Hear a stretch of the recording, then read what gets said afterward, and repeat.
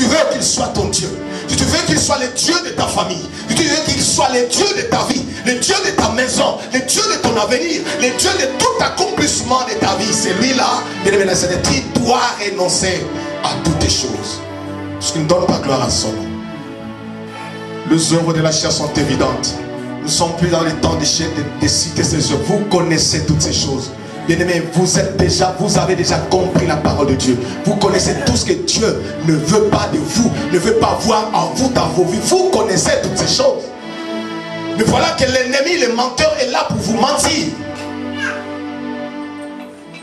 Alors il ne peut pas accomplir, n'est-ce pas, sa mission sans pour autant passer par le mensonge. Vous faire croire que vous êtes quelqu'un, vous êtes quelque chose devant les créateurs. Qui est n'est-ce pas, une créature devant les créateurs. Oh, voilà pourquoi j'aime David. David, par la révélation, il a compris. Il va dire, qui est l'homme, le fils de l'homme, pour que tu t'en souviennes de lui. Qui est l'homme?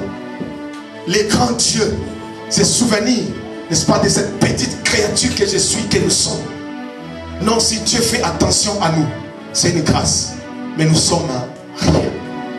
Nous devons nous effacer devant lui. Rien.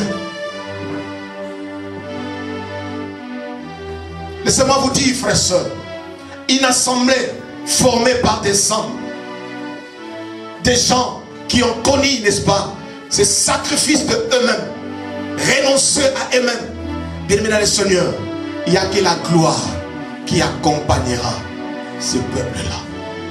Non, non, non, Dieu ne fera qu'accomplir sa parole.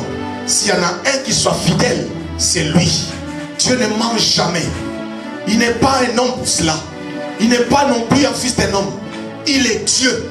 La Bible déclare que ce qu'il dit ne l'accomplira-t-il pas. Il est Dieu fidèle. Si on s'assemble avec un cœur humble devant Dieu, des hommes et des femmes renoncer à eux-mêmes, plus d'ego, il n'y a plus quelqu'un, il n'y a plus rien. Bien-aimé dans le Seigneur, Dieu va se manifester, Dieu va se glorifier. Amen, amen. Oui, je vous l'ai dit, frères et sœurs. Alléluia. Vous savez, un jour, les disciples suivant le Seigneur, ils ont commencé à se battre les uns contre les autres. Le plus grand, c'est qui? Le plus grand, qui est le plus grand? L'autre dit c'est moi, l'autre dit ah non, c'est pas toi, c'est moi, puisque moi j'ai laissé beaucoup de choses, c'est moi, c'est moi. Ils sont venus vers le Seigneur qui connaît le cœur, qui sonde le cœur, les reins. Il va leur dire, de quoi parlez-vous en chemin? Ils vont tâtonner, il va dire, leur dire clairement, et c'est lui qui veut être le plus grand, qu'il soit comme ces petits enfants. Alléluia. Comme ces petits enfants. Cela veut dire, du grand que tu es, du connaisseur que tu es, de quelqu'un que tu es, tu dois te rabattre comme un enfant. Un enfant, qu'est-ce qu'il est? Alléluia. Alléluia. Qu'est-ce qu'il est, un enfant? Les renoncements. Tu dois te rabattre. Tu dois renoncer à tout ce que tu crois être, avoir. Tu dois renoncer à toutes ces choses-là. C'est alors que tu deviendras le plus grand dans le royaume. Ça veut dire que c'est alors que tu rentreras dans ta destinée. Dans la destinée de Dieu, bien-aimé dans le Seigneur. Dieu n'a pas besoin des grands. Oh, alléluia, je bénis le Seigneur. Vous savez, dans la constitution divine, dans la constitution de Dieu, il est strictement interdit de prendre un grand, de le faire asseoir avec des grands. Dans la constitution de Dieu, dans le système divin de Dieu, Dieu ramasse toujours dans la boue. Dieu ramasse toujours dans la saleté. Dieu prend toujours ceux-là qui sont rejetés, méprisés. Ceux-là dans la boue, dans le désordre. Dieu le prend, les petits, les riens. Il le prend, il le lave, il le prépare pour le faire asseoir ensemble avec des grands. Ça c'est dans la statue de Dieu. Le principe de Dieu c'est ça, bien aimé dans le Seigneur. Alléluia. Dieu n'a rien à voir avec les grands. Non, non, non, non, non, non, non. Non, non, non, non. Il est lui-même grand. Alors il est lui-même grand. Dieu a besoin des enfants. Dieu a besoin de petits. Dieu a besoin de rejeter, de mépriser, de rien, de abandonner. Dieu a besoin de tous ces gens-là. Il s'intéresse à ceux-là. Voilà pourquoi pour créer l'homme, Dieu va descendre. Il va laisser sa gloire. Il va descendre. Il va faire ses courses dans la boue, dans la poussière. C'est là où il va chercher cette matière qui s'appelle terre, boue. Il va former, il va créer l'homme. Alléluia. Et c'est de la même manière que Dieu va rentrer encore dans la boue, te chercher toi qui étais là dans la boue, rejeté, méprisé, toi qui n'étais rien, nous qui n'étions rien. C'est là où Dieu est venu faire ses courses, c'est là où il nous a cherché, c'est là où il nous a attrapés, toi qu'on a rejeté, toi qu'on a méprisé. Viens, Dieu t'a donné maintenant la forme, Dieu t'a lavé, Dieu t'a purifié, Dieu t'a préparé pour te faire asseoir avec les grands. Voilà le principe de Dieu. Dieu n'a rien à voir avec les grands, mais Dieu fait des grands. Alléluia. C'est Dieu qui crée la grandeur. C'est Dieu qui crée l'élévation. C'est Dieu qui emmène dans la grandeur. C'est Dieu qui emmène dans l'élévation. Mais Dieu ne prend pas les choses élevées, les hommes élevés, mais Dieu cherche quelque part pour élever lui et faire asseoir ensemble avec les grands.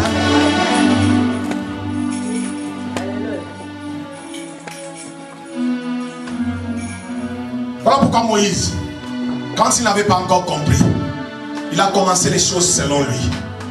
Pourquoi? Parce qu'il avait la connaissance. Il était bien cultivé en Égypte. Il avait la culture d'Égypte.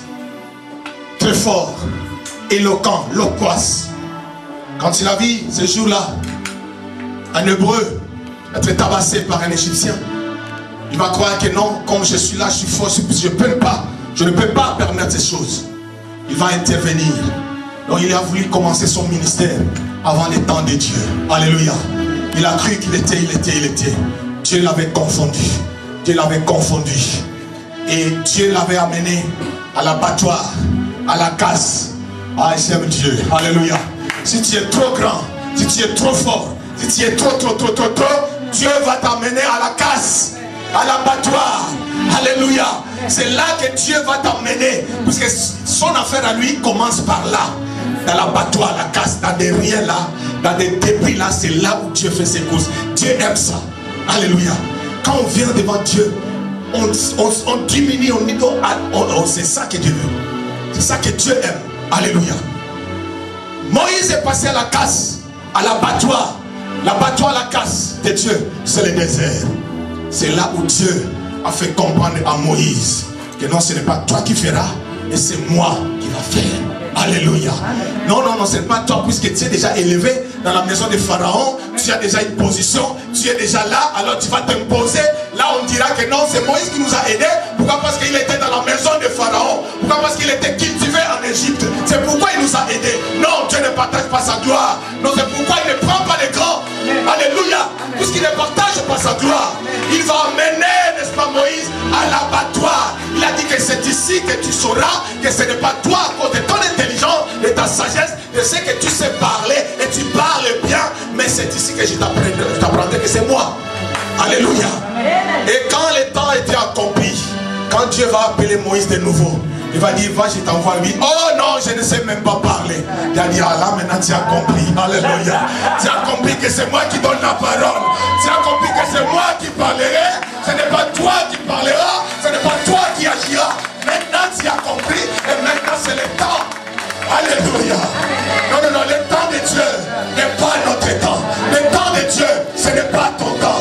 Dieu a son temps qu'il a arrêté. Alléluia. Mais toi marche, diminue. Alléluia. Diminue. Et Dieu va faire. Dieu va faire. Alléluia. Amen. Dieu va faire. Amen. Oh, j'ai dit à quelqu'un que Dieu va faire. Amen. Le problème, c'est la réception. La réception, c'est toi. Est-ce que tu reçois? Tu es prêt et prête à recevoir? Alléluia. Selon les normes de Dieu. Il a déjà libéré. Le facteur est déjà en route. Le problème, c'est la réception. À la boîte aux lettres, ton nom est déjà bien écrit là. Alléluia. Est-ce qu'il peut, il a quelque part pour sonner, pour arriver à ta destination? Alléluia. Voilà le problème. Dieu a déjà libéré. Toi, libère-toi de toutes ces choses. Obstacles, évadés. Et le diable essaie. Le diable joue toujours autour de ces choses-là. T'emmener à être désagréable devant Dieu. T'emmener à désobéir à Dieu. T'emmener, bien-aimé dans le Seigneur, à ne pas te soumettre à Dieu. Il sait que la soumission à Dieu élève. L'obéissance à Dieu amène à la gloire. Amen. Il le sait. Il y a beaucoup parmi nous. Le diable sait que lui là, si je l'amène, n'est-ce pas, à voler, il ne volera jamais.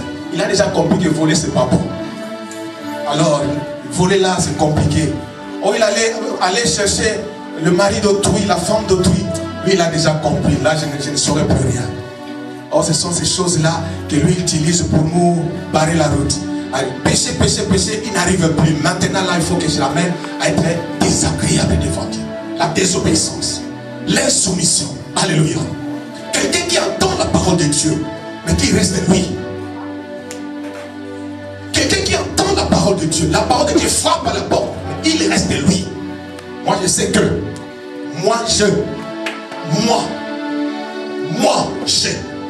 léger moi, tuera beaucoup de gens, plus que n'en tuera le diable lui-même. Je reprends, quelqu'un n'a pas compris. Léger moi, tuera beaucoup de chrétiens, beaucoup, plus que le diable lui-même. Je parle de vrais chrétiens, des chrétiens affranchis. Beaucoup perdront les royaumes à cause du jet, du moi. Ça ne sera plus à cause du vol, ça ne sera plus à cause de l'adultère, à cause de quoi, pour que tu as déjà compris. Mais léger moi sera un obstacle qui arrêtera beaucoup, qui empêchera beaucoup de rentrer dans les royaumes, dans leur destinée. Beaucoup, alors beaucoup. Voilà pourquoi Jésus a frappé dessus. Si tu veux me suivre, tu veux être derrière moi, je le veux bien. C'est vous que je suis venu chercher. Mais renoncez d'abord. Parce qu'il connaissait la dangerosité de Dieu de moi. Alléluia. L'ego de l'homme. L'ego de l'homme. C'est comme quelqu'un qui est dans une bouteille bien enfermée. Jetez de l'eau comme vous voulez. Jetez-le même dans l'eau. Il n'est rien. Donc il n'y a rien qui lui arrivera. Pourquoi? Parce qu'il est bien embouteillé, bien enfermé. Alléluia. Il n'y a rien qui va le toucher. C'est ça ce qui fait l'ego dans la vie de l'homme. Donc il reste lui. Dieu dit, quand Dieu parle dans sa pensée, il résume les choses à sa manière. Il ne laisse pas l'esprit travailler en eux. Il ne laisse pas la place au Saint-Esprit. Brisez leur cœur, brisez leur orgueil, brisez ce qu'ils croient être. Non. Quand il parle, ah oui, cette parole-là, oui, c'est bien.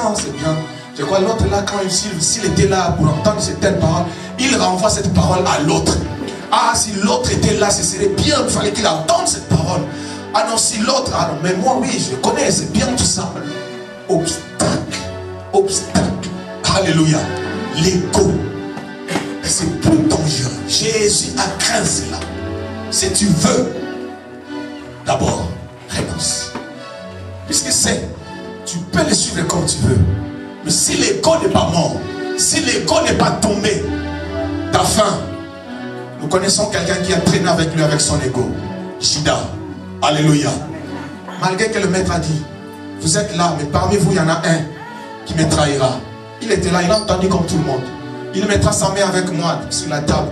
Il va manger avec moi et partager avec moi le pain. Il était là, il entendait. Et tellement qu'il était égo, imbu de lui-même, rien n'a changé sa position. Rien. Voilà les dangers de l'ego. Il traînait avec la grâce. C'est lui qui était le salut, la vie éternelle. Il était là avec lui. Il n'a pas reçu la vie. Il n'avait pas la vie. Alléluia. Le danger. Oh, je vais parler à quelqu'un. Du renoncement à soi-même. Les renoncements à soi-même. C'est capital. C'est la clé de toutes les choses. Vous savez, Jésus a vécu sur terre. Il était 100% homme, 100% Dieu. Tout ce qu'il a connu, il l'a connu sur terre comme étant homme. Il a résisté comme tu résistes. Quand il était frappé, humilié, il avait peine dans son cœur. Attristé comme toi tu t'attristes. Quand on fait du mal contre toi, il était comme ça. Il les sentait aussi lui dans son cœur. Mais à cause de ce qu'il était.